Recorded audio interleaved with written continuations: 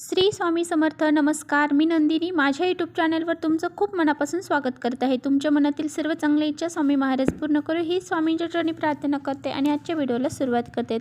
तर पहा, उद्या आहे मार्गशीर्ष महिन्यातील शेवटचा गुरुवार आणि उद्या अमावस्या देखील आहे. त्यामुळे आपल्याला माता लक्ष्मीची खूप सारी पूजा करायची आहे. माता लक्ष्मीला प्रसन्न करून घेण्यासाठी आपल्याला आपल्या घराची स्वच्छता करायची आहे. त्याचबरोबर आपल्या घरामध्ये माता लक्ष्मीने प्रवेश करावा यासाठी काही उपाय देखील आपल्याला करायचे आहे. तर पहा, अमावस्या या दिवशी आल्यामुळं आणि गुरुवार देखील आहे, त्यामुळे या दिवसाला अनन्यसाधारण महत्त्व प्राप्त झालेलं आहे.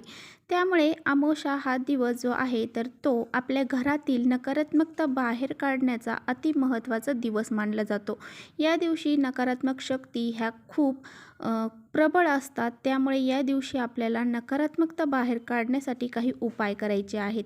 तर आपल्याला रात्री आपल्या उंबरठ्यावर अशी ही एक वस्तू जाळायची आहे, ज्यामुळे आपल्या घरातील नजरबाधा, कटकटी, भांडणं दूर होऊन जातील आणि लक्ष्मीची अखंड कृपा आपल्यावरती राहील. आपल्या घरामध्ये दरिद्रती, त्याचबरोबर आजारपण या सर्व गोष्टी नष्ट होऊन जातील. त्यामुळे असा हा प्रभावशाली एक उपाय आपल्याला उद्या संध्याकाळी करायचा आहे. तो कसा करायचा आहे याबद्दलच आजच्या व्हिडिओमध्ये आपण जाणून घेणार आहोत. त्यामुळे व्हिडिओ कुठे स्किप न करता शेवटपर्यंत नक्की बघावा, जेणेकरून तुमच्यापर्यंत योग्य ती माहिती पोहोचली जाईल. आपल्या चॅनलवरती जर तुम्ही नवीन असाल तर चॅनलला सबस्क्राईब करा. त्याचबरोबर शेजारचं जे बेल आयकॉनचं बटन आहे ते प्रेस करा, जेणेकरून मी जेव्हा नवीन व्हिडिओ अपलोड करेन त्याचं नोटिफिकेशन सर्वात अगोदर तुम्हाला मिळेल आणि तुम्ही एकही व्हिडिओ मिस करणार नाही. आता बघा, हा जो उपाय आहे तर तो तुम्हाला उद्या संध्याकाळी म्हणजे 6च्या नंतर तुम्ही हा उपाय रात्री 12पर्यंत कधीही करू शकता. आणि हा उपाय जो आहे तर तो आपल्या घराच्या उंबरठ्यावरती आपल्याला करायचा आहे. तर पहा, आपल्या घरामध्ये भरपूर साऱ्या अडचणी असतात, संकट असतात, घरामध्ये वारंवार भांडणं होतात आणि अशी काही नकारात्मकता आपल्या घरामध्ये जर असेल तर ह्या सर्व गोष्टी घडत असतात आणि आपल्या घराची प्रगती होण्यापासून थांबली जाते. आपण कोणतं महत्त्वाचं काम करायला गेलो की त्यामध्ये आपल्याला अडथळे निर्माण होतात आणि ते काम आपलं पूर्ण होत नाही. म्हणजे खूप सारी कष्ट मेहनत केली तरीसुद्धा आपल्याला त्याचा फळ प्राप्त होत नाही.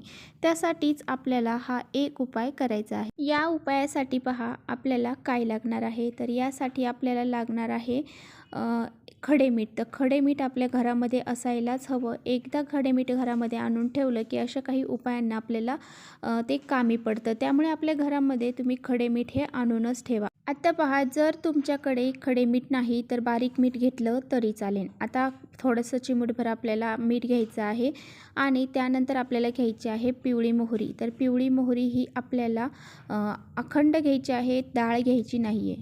आता बघा, ह्या 2 वस्तू आपल्याला घ्यायच्या आहेत आणि ह्या वस्तू घेऊन आपल्या घरामध्ये जी लहान मुलं आहेत तर त्या लहान मुलांवरून आपल्याला 3 वेळा ह्या वस्तू उतरवून घ्यायच्या आहेत. त्याचबरोबर घरामध्ये एखादी व्यक्ती खूप दिवसांपासून आजारी आहे, सारखी आजारी पडत आहे, तर त्या व्यक्तीवरून सुद्धा आपल्याला ह्या वस्तू उतरवून घ्यायच्या आहेत. दवाखाना करत आहोत परंतु फरक पडत नाही, तर असा हा उपाय करायला काहीच हरकत नाही. त्याचबरोबर एखादी अशी व्यक्ती आहे जिच्या नशिबामध्ये कोणतेच काम हे यशस्वी ठरत नाही, म्हणजे खूप सारी मेहनत कष्ट करत आहे परंतु त्या व्यक्तीला यश प्राप्त होत नाही, त्यांच्यावरून सुद्धा आपल्याला ह्या वस्तू उतरवून घ्यायच्या आहेत. आता ह्या वस्तू आपल्याला कशा उतरवायच्या आहेत ते पहा.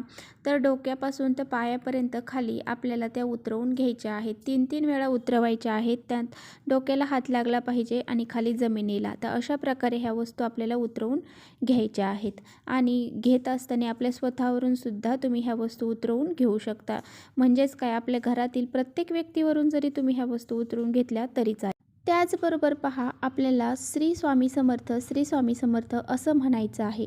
त्याचबरोबर आपल्याला आपल्या मुलांवरची उतरवत असताना किंवा घरातले कोणत्याही व्यक्तीवरतून उतरवत असताना माझ्या घरातील मुलांची जी काही इडापिडा आहे तर ती निघून जाऊ दे, घरामध्ये प्रगती होऊ दे, लक्ष्मी आमच्या घरामध्ये प्रवेश करू दे, आणि ह्या वस्तू उतरवून झाल्यानंतर आपल्याला एक मातीची पंती घ्या किंवा मग ज्यामध्ये तुम्ही कापूर जाळत असाल ते कापराचं भांडं घेतलं तरी चालेल आणि त्यामध्ये ह्या वस्तू टाकायच्या आहेत. थोडेसे तांदूळ टाकायचे आहेत आणि 7 कापराच्या वड्या घ्यायच्या आहेत. ह्या सर्व वस्तू त्यावरती टाकायच्या आहेत. त्याचबरोबर 2 लवंगा आपल्याला घ्यायच्या आहेत, त्या देखील यामध्ये टाकायच्या आहेत. ज्या काही आपण वस्तू उतरवलेल्या आहेत त्यासुद्धा त्या भांड्यामध्ये टाकायच्या आहेत. तर बघा ह्या सर्व वस्तू आपल्याला कुठे प्रज्वलित करायच्या आहेत, तर आपल्या घरामध्ये जी शेवटची जागा आहे म्हणजे पूर्ण शेवटचं जे टोक आहे तिथं आपल्याला ते प्रज्वलित करायचं आहे. पूर्ण घरामधून आपल्याला ही भांडं प्रज्वलित केल्यानंतर फिरवायचं आहे. पूर्ण घरामधून फिरवायचं आहे, सर्व खोल्यांमधून फिरवायचं आहे. किचन, हॉल, टॉयलेट सर्व ठिकाणी आपल्याला फिरवायचं.